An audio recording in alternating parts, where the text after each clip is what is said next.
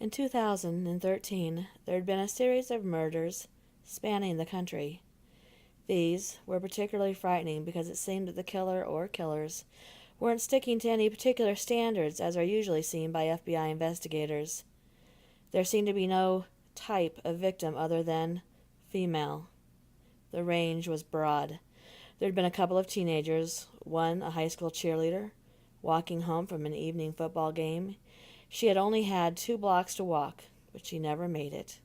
Her broken and battered body was found in a dumpster 2 miles from her parents' home.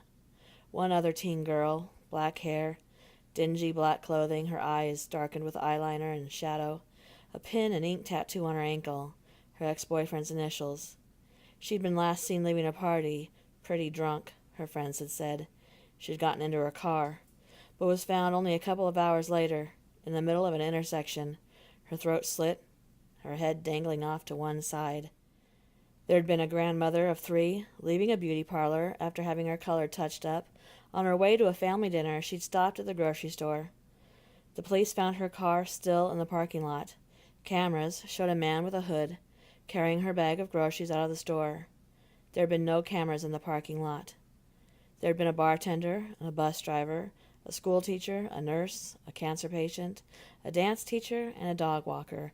These women came from all walks of life, and in total, there had been 24 so far as anyone knew. The only thing connecting them to each other was a detail that the police had not yet released, and that was that the killer, or killers, had cut a large chunk of hair off of each victim's head. Bailey Garrison was just 14 years old when her older sister was killed by what turned out to be one of the world's most prolific serial killers. Her sister was Kayla Garrison, and she'd been the head cheerleader for Adams High School in Rolling Meadows, Iowa. To Bailey, her sister was perfect in every way. She was pretty and smart, popular, kind, and funny. Everyone loved her, and she was Bailey's best friend. Bailey could tell her sister anything, and her sister would never talk down to her or treat her like her concerns were stupid or silly. Bailey and Kayla would stay up late on warm summer evenings, sitting on the deck outside Kayla's room, braiding each other's hair or painting nails. Sometimes they'd just take sleeping bags out there. They would look at the stars in the sky and talk about their dreams for the future.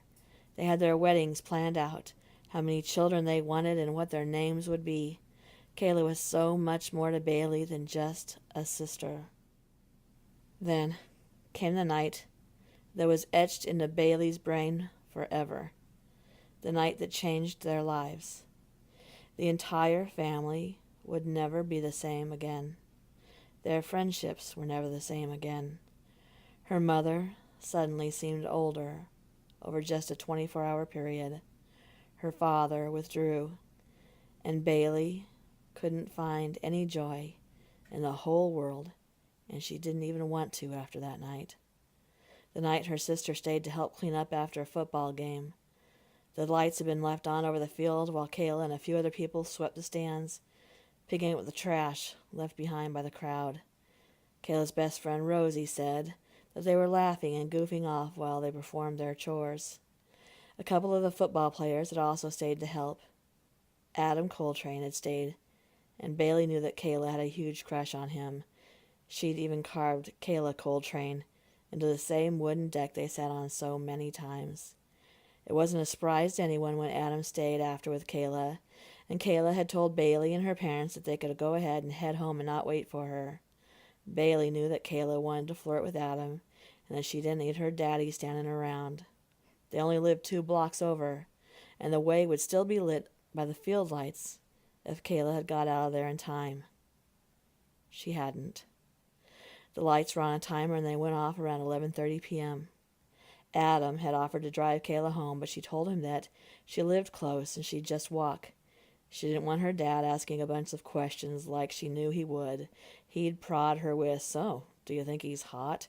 in that dad voice, trying to tease answers from her. She'd pass on the embarrassment and just walk. She'd done it 1,000 times.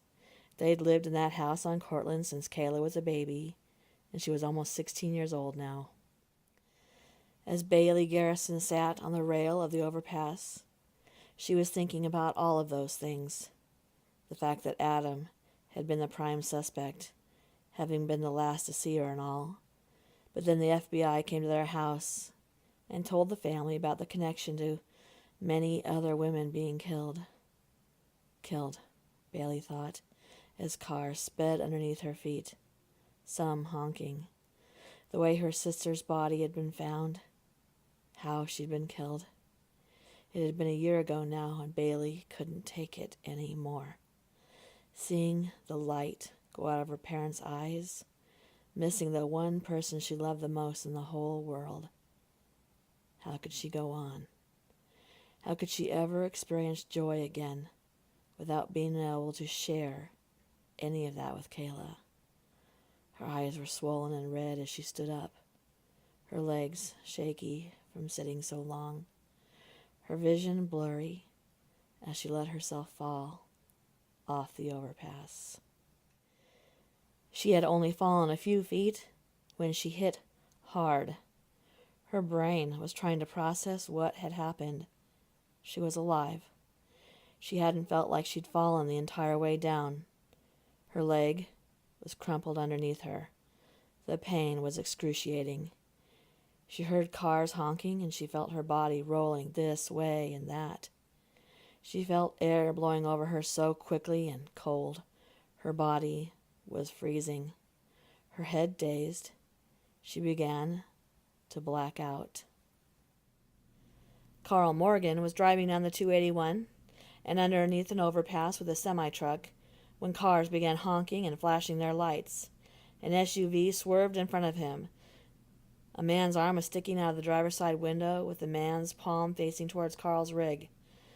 The driver was pumping his brakes. More cars were next to Carl, the drivers and passengers yelling something that he could not make out. The car in front of him motioned for him to pull over, and Carl pulled his rig in behind the car on the shoulder of the freeway. People began running up to Carl's door. He opened it, and there was such commotion, yelling, waving, pointing. "There's a girl, the girl." It was all coming at him so fast. Carl's heart was beating out of his chest. A woman pulled on his leg. "There's a girl on your truck," a man yelled. "On the trailer," said a woman. "She jumped off the bridge." Carl quickly got out and ran to the back of his trailer.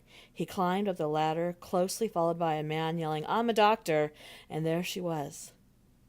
A small bit of a girl, maybe 15 years old, her leg bent and twisted, her hair matted, blood flowing from the back of her head, her eyes closed.